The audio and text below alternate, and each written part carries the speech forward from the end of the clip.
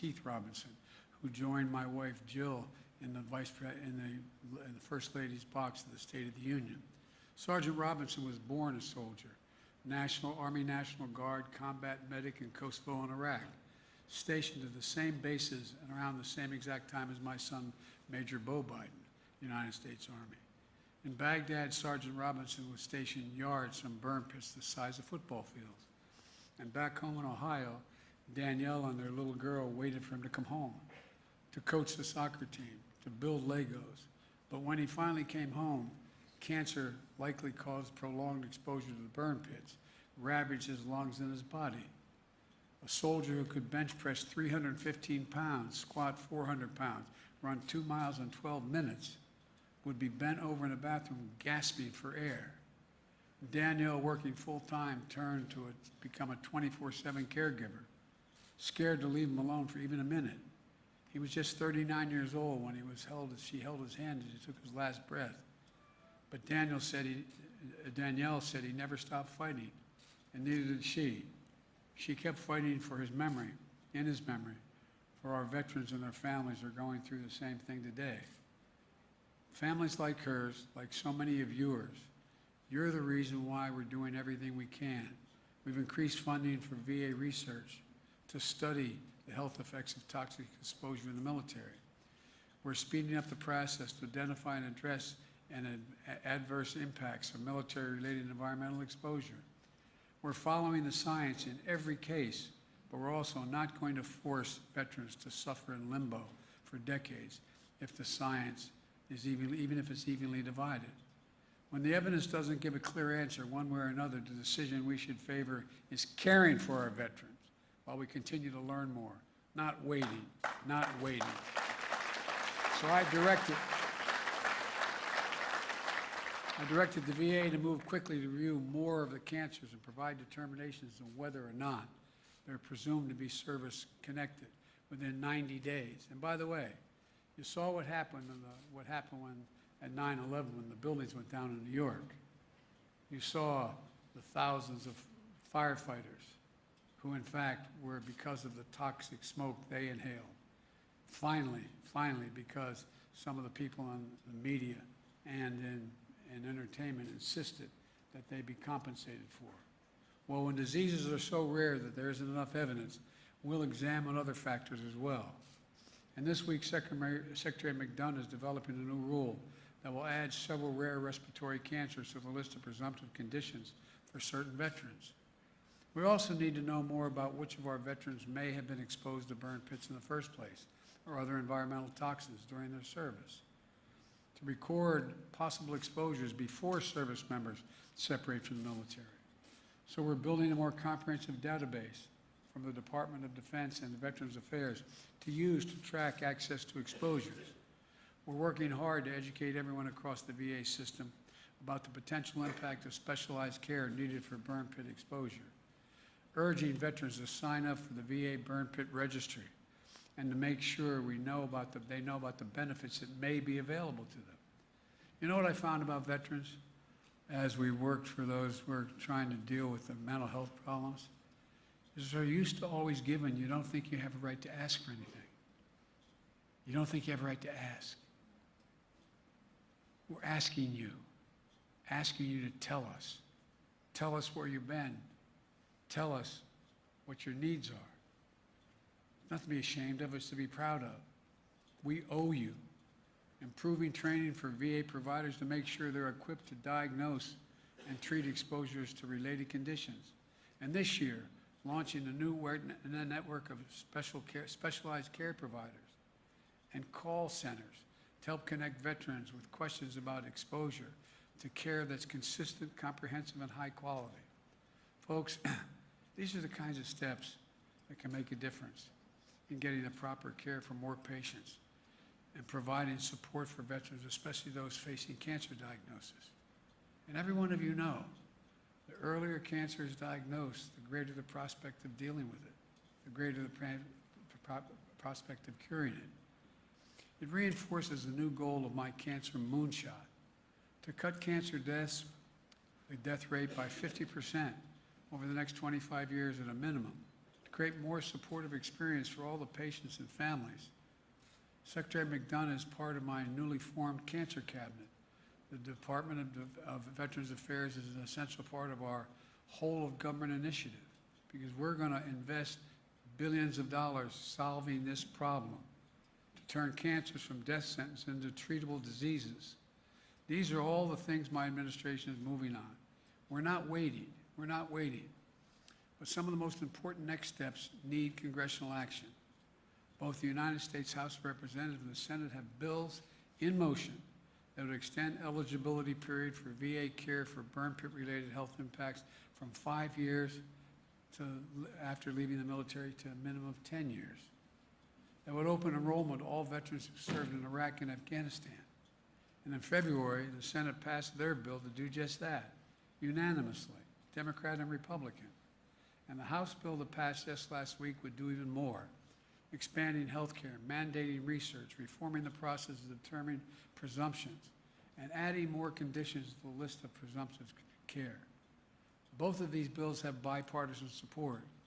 These are the bills that unite the American people. These are the bills that will deliver necessary care for our veterans and their families. And let's get those bills to my desk so I can sign them immediately. Immediately. Folks, we have a sacred obligation as a nation. I promise Danielle Robinson and I promise all of you here today that we'll do better. We must. We owe you. We owe you.